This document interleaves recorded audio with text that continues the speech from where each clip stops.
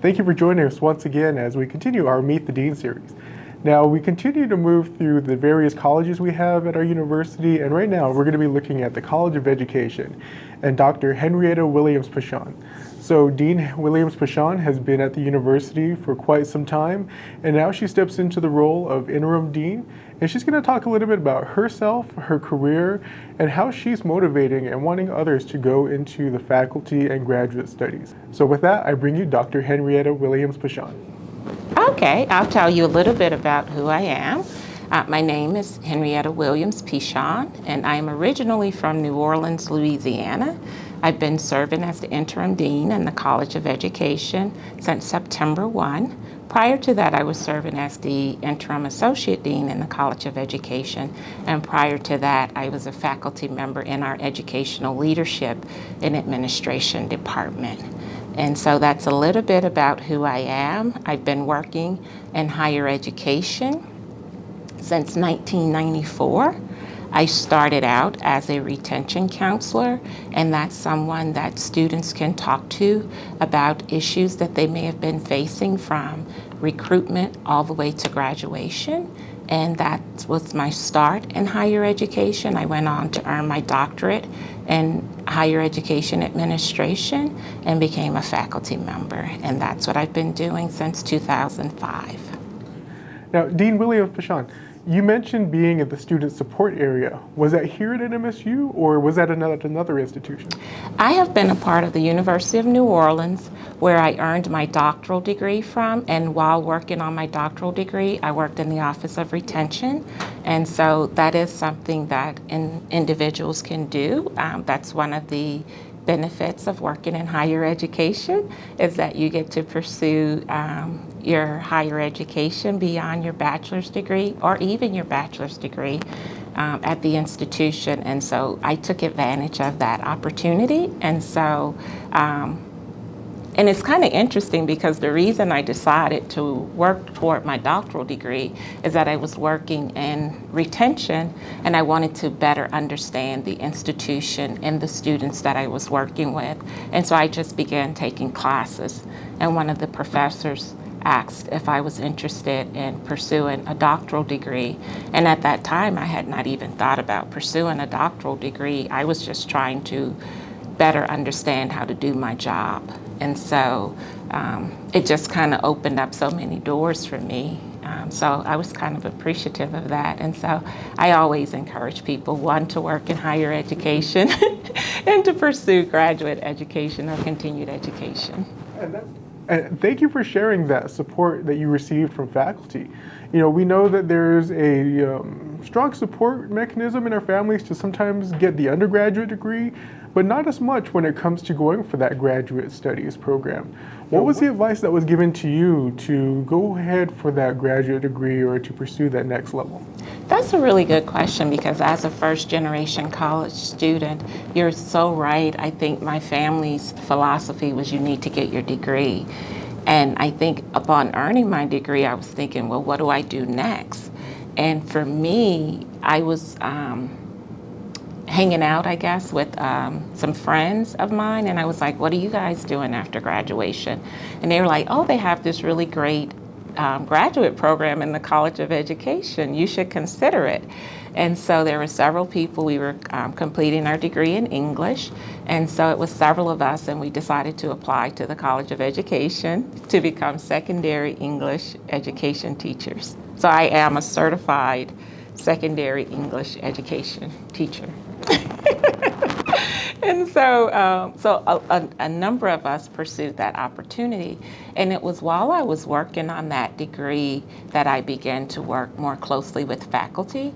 Like, I guess as an undergraduate student, I just felt as though faculty were there to provide information to us. We were there to absorb it and give it back to them. And then I think I began to learn as a doctoral student or graduate student is that it's more of an exchange, and that we were learning from one another.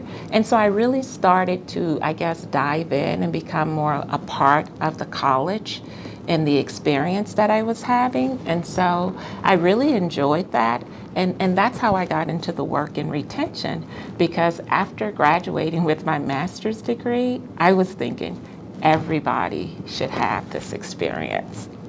And that has kind of been my purpose, like access, persistence, college student development. Like I have really kind of dove into those areas because I think it speaks specifically to who I was as a first generation college student. And so I really enjoyed those experiences. So for undergraduates, I encourage you to get out, meet as many students as you can, but also begin to think about your relationships with faculty members, more of an exchange. They're learning from you as well as you're learning from them. Just to give you an example, like sometimes we read a lot of research, and so we know exactly what the research says about a particular topic. And sometimes you're delivering this information in class, and you can see students are just not connecting to that research. And so you have to ask, well, why is it that you're not connecting to this research? And I don't think students always know that it's okay for them to say, well, that is so different from my experiences. That doesn't match anything that I've seen. And so then you can have an exchange with faculty about some of the gaps in the literature. And so then it becomes more of an exchange, like, yes, the faculty member wants to know whether or not you understand this research, but then as you're growing and developing, you begin to think about, how do you use this information? What are the gaps in the research? What is my contribution to better understanding this topic? So it's more of an exchange. And I think if I had known that earlier on, I probably would have cried less as an undergraduate. And I think I would have had more confidence in my understanding of the material, because it wasn't until I got to the graduate school that I realized that there are gaps in the research. Oh, very true how, sometimes students don't see themselves in the material. It's a completely different idea of what the material has versus what their actual lived experience is. How can we better equip our students to engage in their faculty in a proactive manner and not necessarily reactive when it feels like, the sky is falling or things are going completely wrong? Okay. I think you raised some very important issues, and that's when it becomes a partnership. And so faculty we love our content area. And so I think probably one of the most disappointing things for us as a faculty member is if we get up, prepare for a lecture, go to class, deliver the lecture, no one has any questions, no one engages in our conversation, no one has any ideas after class that they want to talk about. Like, to me, I consider that kind of an epic fail. And so I want to engage with students, and I think most faculty want to engage with students about the content. So for example, if I think my theoretical concept or framework is what I should be using, and I'm full speed ahead with that, and let's just say I mention it in class with my students, and a student says, this doesn't work, and I'm going to tell you why this doesn't work. And then we can have an exchange, and I'll be like, oh, I didn't even think about that. Or I could say, well, you know what? I did think about that, and this is how I'm addressing that. So now we're having an exchange about it, and the student feels as though, okay, I'm starting to understand this stuff, and just because I don't necessarily agree with it doesn't necessarily mean that it's invalid. And then there's a book that I read many, many years ago is called The Mismeasurement of Man, and it talks a lot about racial research and how research was used in the past to dominate different groups or to show that different groups were inferior. And this book, The Mismeasurement of Man, really kind of teases that apart. And I got the book, I guess I was in my 40s by the time I got it. But that was like when you think about something that you could have benefited from many years before. I think that's one of those books that I could have benefited from many years ago. I think another thing that I could have benefited from was Carter Woodson's The Miseducation of the Negro. I read that book as someone who had a doctoral degree, and I think if I had read that book as an undergraduate, I would have seen my purpose a lot sooner. And so I kind of regret not reading that book until later on as well. But it's like, I guess sometimes when you're 19 and 20, you just feel like you have so many other important things to do. And so, but I think spending time getting to know ourselves, getting to know who we are, I think is really important. And I think it's important for college institutions to have places where students who are learning about themselves can talk about what they're learning about themselves. We need spaces for students to challenge some of these ideologies. And if everybody's teaching the same thing and I know it to be wrong and I don't have an avenue other than to say, I just don't think that's right, one or two times in class, where are we building this third space for individuals to really kind of dissect this information? Because I don't know if I'm right or wrong in my thinking, and if I don't have a space to dissect that, then I might accept some of these ideologies that are wrong. And I think we owe it to our students to give them those opportunities to be able to dissect that information. And that's great because it helps increase that passion for learning and lowers that frustration when it comes to those who might quickly look at leaving academia. And I think when you think about students, one of the main reasons they come to college is so they can earn a living wage or indoor support themselves and their families. And they have to put up with a lot. They sacrifice a lot to come to college. And just think about it. If my sole purpose is to earn a living and an opportunity presents itself where I can earn a living and I don't necessarily have the degree just yet, and I'm having some really bad experiences at the university level or the college level, I'm more likely to go ahead and cut my losses and earn a living as opposed to continuing, because you can earn more if you just stick with it. But helping students understand that you're investing in yourself right now is really key, I think. To bring up the topic of our series, what do you get to do as a dean of the College of Education? Right. So I think, what does the dean do? I think for many students, sometimes I think if thinking about going to the principal's office, basically. And so just as in high school, going to the principal's office could mean some really good things, and it could mean some really not so good things. And so some of the good things that can happen in going to the dean's office is you can be recognized for some of your academic achievements.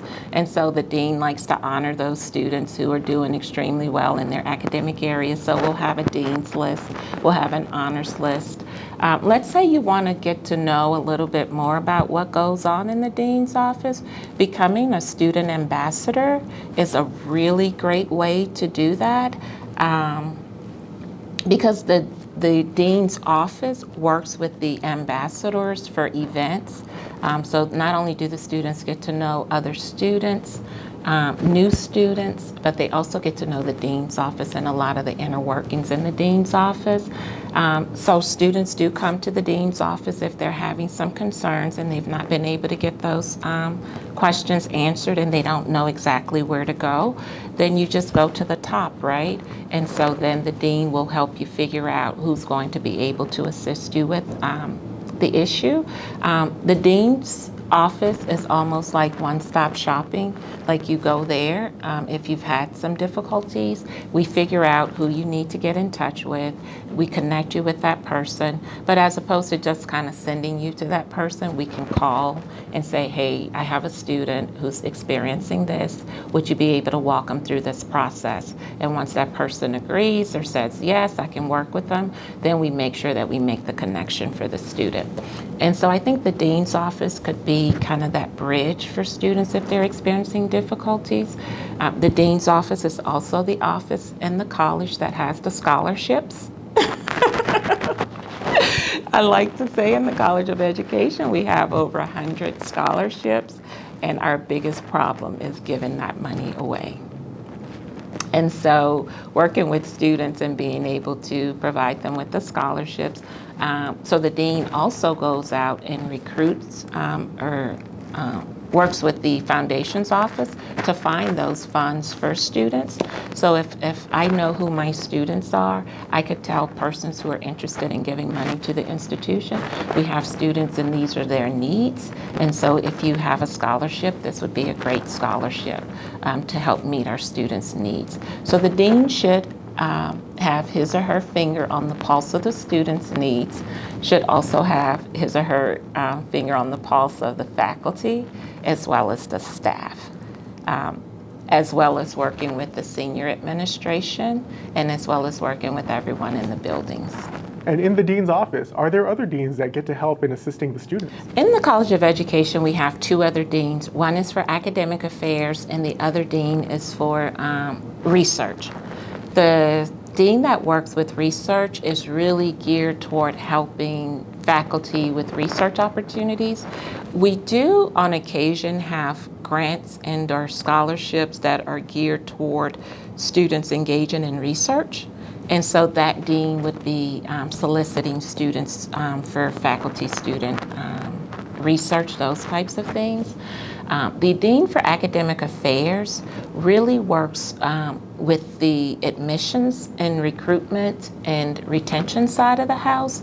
And so the things that an individual would need in order to be successful, some of the things that I mentioned earlier. So for example, when I said if you come to the dean's office, that's kind of your one-stop shopping, and you tell me you're having an experience in a particular class, then I would work with the associate dean for academic affairs, contacting the instructor, seeing if we can get the student in touch with the instructor. If it's an individual office, it could be financial aid. Calling up the financial aid office and saying, hey, could you explain this process to me? I have a student. How can we help this student if we can't give them everything that they need? Is there someone available in your office that we can connect this person with so that this question can be answered sufficiently? Because we may not have all of the answers, but what we don't want to do is just continue to send the student off without having their questions answered and or getting their needs met. Also, what are some of those misconceptions that might be when it comes to the dean's office in the College of Education? I think there is this one issue that we do have, and I think in the dean's office for the College of Education is often misconstrued as being the dean of students. And so we get a lot of calls for individuals who are looking really for the dean of students, and they call it the College of Education or the dean in the College of Education. That's probably one of our biggest things. So we've even called like to the operator to see like if maybe our number is there by mistake or something like that. And so we found that no, it's not a mistake. And so it could be that students just think dean education, this must be the person that I talk to about my issues. And so we do a lot of referring back to the dean of students. Now, during your educational career, did you get to utilize the dean's office at your previous institutions? I think for me, I had college work study. Again, I was a first generation college student, and so low income. And so I had college work study. And we don't find a lot of students having college work study anymore, but I think that's another one of those areas if you're not an ambassador, if you can be a college student work study student, it gives you access. So I worked for a faculty member, and then I think toward my junior and senior year, I was able to work one in the department chair's office, and then 1 year I worked in the dean's office. And so for me, I really got to understand a little bit more about what individuals were experiencing. I got to see faculty very differently because I was a college work studies student, because I think we place faculty on pedestals and we think that we cannot communicate with them. For example, I was given the examples earlier about how if we don't agree with the research, we don't even think as a student that we can voice some concerns about some of the research that's being presented. And I think working in that area, I was able to see faculty as human and that they're kind of working through some of these issues as well. Unfortunately, as an undergraduate, I didn't feel as confident still having those conversations, but at least I was able to see them very differently. And I think it was once I got into graduate school that some of my confidence was built, and that's when I really began to engage a little bit more.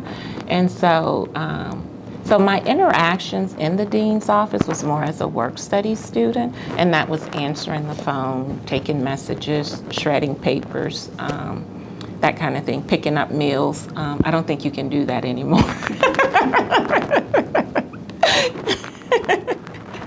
Moving cars and things like that. So it was a different time, but it did allow me to see kind of the inner workings of higher education. And I think my being able to have those experiences really helped me when I landed my first job, because my first job in higher education was as that retention counselor, fresh with me getting my degree in secondary English education. So.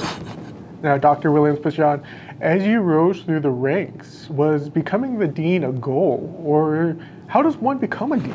That's a very interesting question, and I actually been thinking about that, and I figured that I would just answer this question honestly and say no way. It was not anything that was on my radar, especially as an undergraduate student at Louisiana Tech in the English department. I just never even dreamed of these opportunities that I had. And I say this often, like, I know people say that college can open doors for you. Like, I think for me, my college experience let me know which doors could be open, because I didn't even know that some of these opportunities existed. So as an undergraduate student, I think what I always wanted to do was just be the best student that I could be. And then when I was an employee, I just wanted to be the best employee I could be. And like I said, I started taking classes so I could be better at my position, not necessarily because I had my eyes on the prize for anything in particular. I did do a leadership institute one year, and during that leadership institute, I remember telling the people who run it that, you know, I think I just want to be a faculty member. After going through the leadership position. And it was kind of interesting because after that experience and learning, like, what are some of the things you can do for leadership if you really want to advance in your career? And again, for me, the only thing I wanted to do was just do a really great job, you know? And so that's what I set out to do, is just do a really great job. And now that I'm in the leadership position, one of the things that I see that leaders look for are individuals who do their jobs. If you do a really great job. So if you're a student and you're doing a really great job, opportunities open up for you. If you're a faculty member and you're doing a really great job, hopefully leadership opportunities will open up for you. And so that's what I've realized, that you get on people's radar by doing great work and letting your work speak for itself. And so, so there was no way I thought about the dean's position. In fact, when I was interim associate dean and people would say, are you interested in becoming the dean? I would say, no, I'm not interested in becoming the dean. And it wasn't that I had any adversity toward it. It was just something that I really do enjoy being in the classroom. I really do. I enjoy teaching. And I miss that, and I've missed that for the last 3 years because I haven't been able to engage as I had previously. And so I do kind of miss that, but I do see this as a new adventure, and it's really exciting. I'm learning from students, I'm learning from faculty, I'm learning from staff, I'm learning from senior administration. It's kind of like my opportunities to learn has really kind of broadened, and I appreciate that. So I guess I'm learning a lot about myself as I grow older as well. I mean, you bring up a great idea when it comes to, it can be difficult to get into that supervisory role or leadership role. You know, what advice would you give to students who might not want to take on that role just yet, but might need a little bit of encouragement? Yeah, I think so. I'd read an article, and it was in the higheredjobs.com, and they post little articles. And one of the articles I read, and it indicated that millennials or Gen Zers have very little experience failing. And then when they get into the world of work, sometimes that's the first opportunity or the first time that they've had like an epic fail. And they sometimes just don't know how to handle or manage that failure. And so what I would say to an undergraduate is get as many leadership opportunities as you can working through leadership or organizations on campus, working with faculty on research if you can, work study if you can. Getting jobs on campus really helps because you need those experiences to be able to know what you like and don't like, and you do need some opportunities to fail. And you have to learn how to manage those emotions. If you think about it, the first time you experience failure, you're 23, 24 years old in the world of work, and you don't necessarily have the kind of support systems in place that you have while you're at the university level or in college. If you think about it as a student, if you have an issue, you can come in and see Mr. A and talk about some of the issues that you're experiencing, and you guys can brainstorm ideas of how you go about approaching it. You have an advisor, you have a financial aid advisor. It's kind of like you have all these wraparound services that if you experience failure, you can work through it. Usually in the world of work, it's you, your boss, and human resources.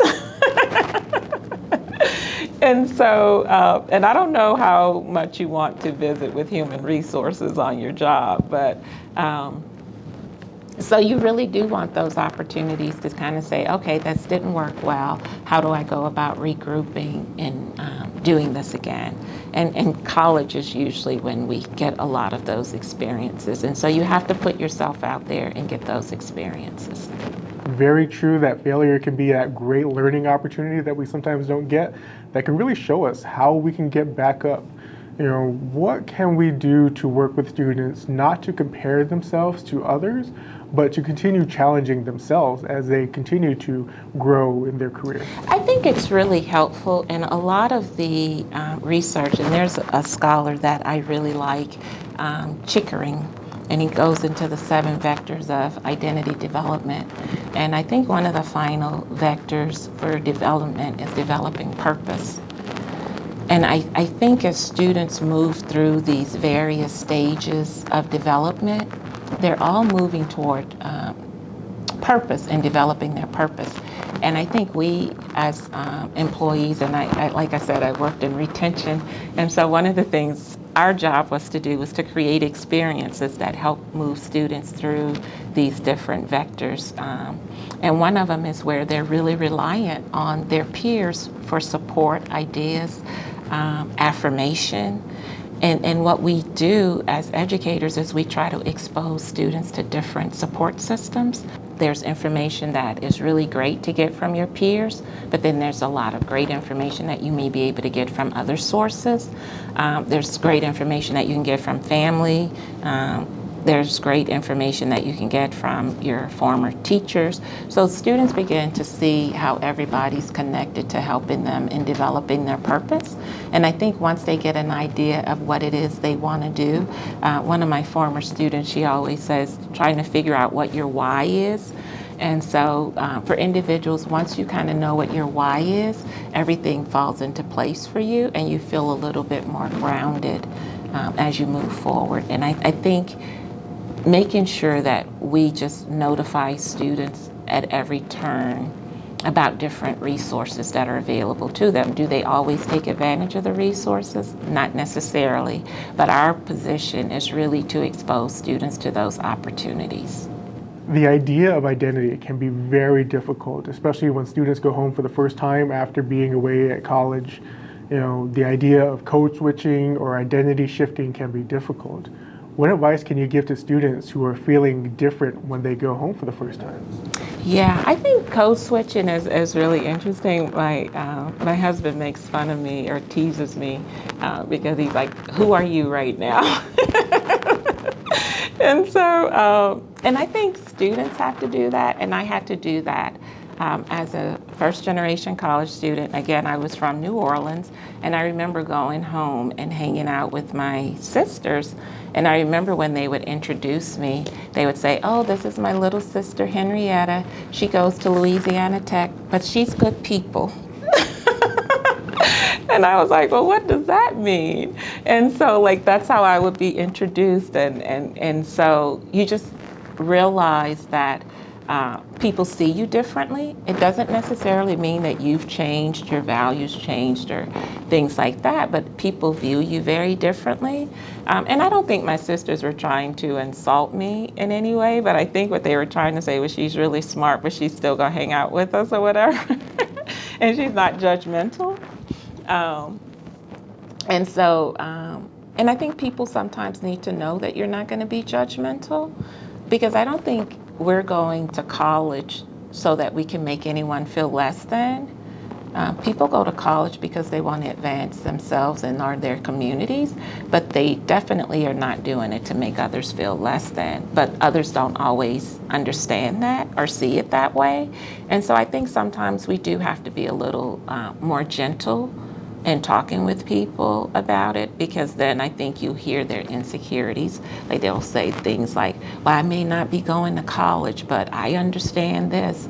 And so I don't even address it. Like, I'll just say, "Oh yeah, that's a really great point." Like, I don't even address the part about me being in college. But I do know that going home for the summer, it would be a big challenge getting back to the campus. And it was a big challenge because as a college student, you don't have a lot of funds because you're not working full time as some of your friends are back home. So they tend to have a lot more money to spend, and I didn't necessarily have as much money to spend. And so it was like, do I want to go back to college and be broke? Or do I want to stay at home and continue to work? And I think for me, being focused on trying to get an education, trying to finish, looking ahead at what I wanted to do, I knew that for me, I needed to be back at Tech, and that's what I did. And now I've been asking a lot of questions. What would you want to share with us about the deanship or anything else? I think for the deanship, I think it is definitely, I would say it's probably the faculty ship that I think is probably key for individuals. And so I encourage everybody to become a faculty member. Remember, like once I earned my master's degree, I wanted everybody to earn at least a master's degree in college, and that became a part of my purpose. And I think once I became a faculty member and really understood faculty purpose, I thought that was something that everyone should do as well. And so I encourage students, regardless of their academic discipline, that, and you want to go into the world of work, I encourage all students to pursue graduate degrees and or teach eventually, because I think it is really a great, best kept secret in higher education. Now, thank you, Dean, for spending some time with us, and we just look forward to seeing you once again when we come back to our in-person opportunities, when we can safely do so. Thank you. And I look forward to having that experience as well. Thank you. We thank you for continuing this journey as we meet the deans of New Mexico State University. We look forward to our next episode, as we are almost finished meeting all the deans here at our university. So from the American Indian Program at New Mexico State University, thanks for joining us, and we'll see you again.